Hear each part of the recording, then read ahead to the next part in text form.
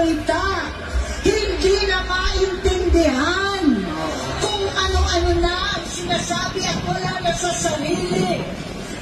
Nagtatago sa kabaitan niya ang pang-aabuso niya sa droga.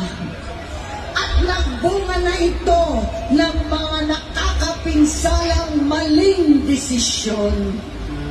Hinayaan niyang umilos ang mga nakapalibot sa kanya. Yung mga umaastang presidente habang nilululong siya ng mga ito. Hindi na kami nagkausap. Sa harap ng publiko, pinipilit kong magmukha kaming maayos. Pero wala na kaming koneksyon.